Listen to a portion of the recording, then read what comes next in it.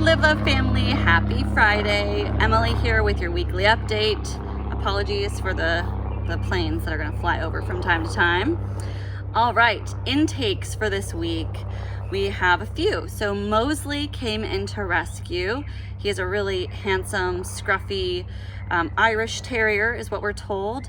And he was surrendered because of some medical complications with his owner. And we are really honored that she reached out to us so that we could take him in and help him find a family to care for him. Mosley's doing well, settling into rescue.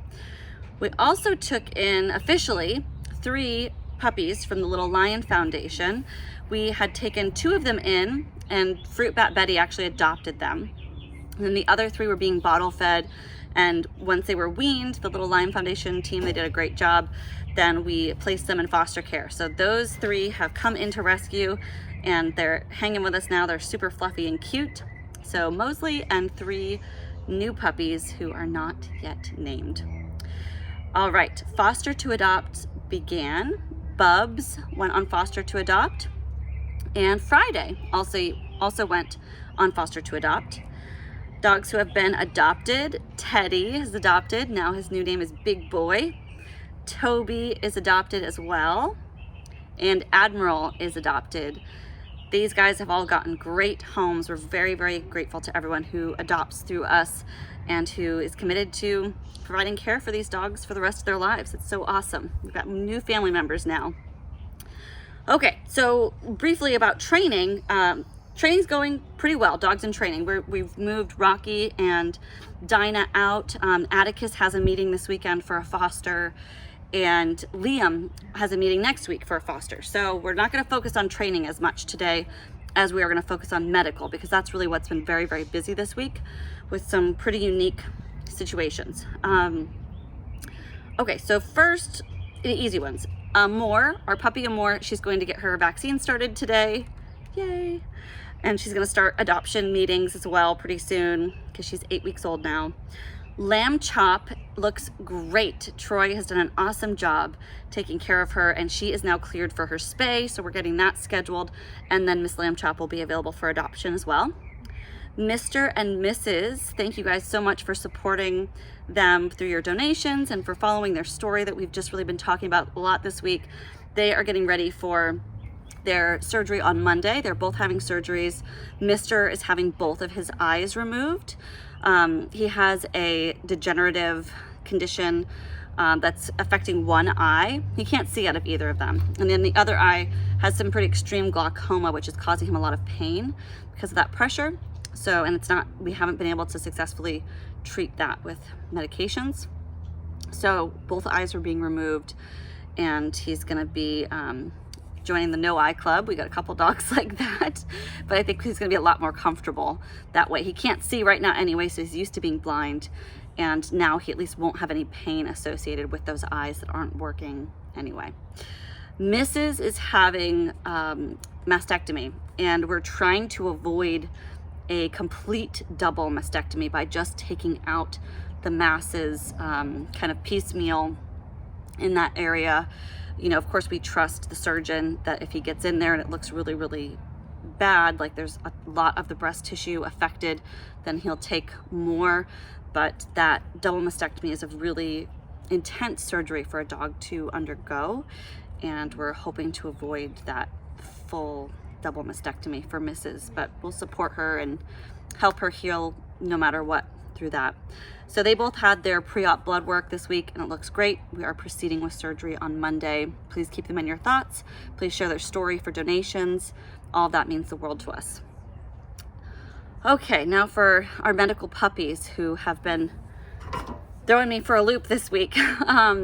Holden is, he was doing great, and then he started kind of backsliding again.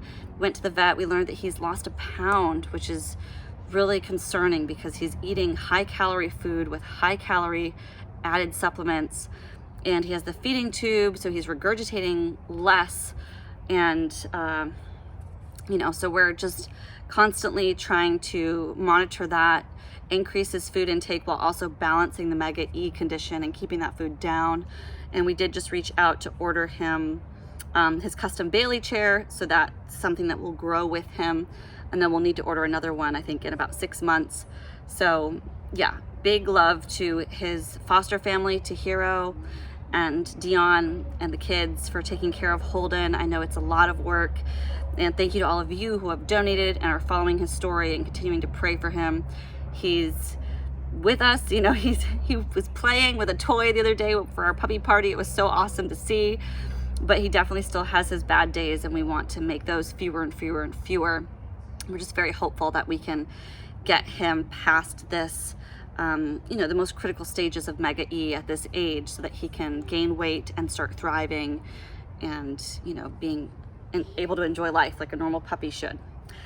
Okay, our most unique medical case this week comes from one of Fruit Bat Betty's puppies, Melon. Melon has always, not always, but since about week 2, when they started moving around more, Cynthia noticed and flagged for me that he had a different breathing pattern than the other puppies, and that he would sometimes do kind of open his mouth. It wasn't necessarily open mouth breathing. It's not like anything we've really ever seen before. But that was something that was, you know, we kind of took the more of a wait and see approach, like monitor. You know, at that age, there's not much medically that can be done. Even still at 4 weeks old, there's not much medically that can be done. But Melon's condition worsened a little bit a couple nights ago, and Cynthia monitored him very, very closely. We got him to the vet the very next day because, get this, both ER vets were full. We tried to get him into the local ER vets and we couldn't. So we had no choice but to monitor him every night, and thank you, Cynthia, for staying up all night with him. What we learned after sending the x-rays to a radiology specialist, because they're so, it's so uncommon, is that he has a congenital condition, which is emphysema. He has congenital emphysema, and that is causing his lung to keep expanding and taking in so much air that it's actually compressing his heart and is compressing the rest of his organs. So that has been a really big, scary discovery that we learned just this morning. The radiology expert came back with a report, and we are researching and trying to see what we can do to best support Melon. Right now, it's really about palliative care. The only way that we could fix this is to actually get a CT scan and do a lobectomy, so surgery to remove part of the lungs so that they can't expand so far, so much, which at 4 weeks old, there's no way that he could survive that. So we're very hopeful that we can keep him comfortable. You know, he still plays, he eats, he tries to behave like a normal puppy, but the more active he is, the more this condition impacts him. So we're doing our best to balance that as well. You know, it's hard with these pups that are just so young and frail. It really is a balancing act. So all our love to Cynthia and everything she's doing to support Melon. We're keeping a close eye on the other Fruit Bat Betty puppies because this is congenital and it could present in the other ones as they get a little bit older. They're all 4 weeks now. So that is your medical update. Prayers, donations, all of the above, very much so still needed for our medical cases right now. And, you know, we're just here doing everything that we can do to support them and trusting that their rescue journey will be their own. And, you know, as much as we wish we could control every aspect of it, all we can do is give them the best of everything. And you have our word that we're doing that. We'll keep doing that for them. And we can't do it without you guys. You are a rescuer too. Thank you so much for being here. Thank you for watching. Thank you for participating in the rescue journeys of all these wonderful dogs.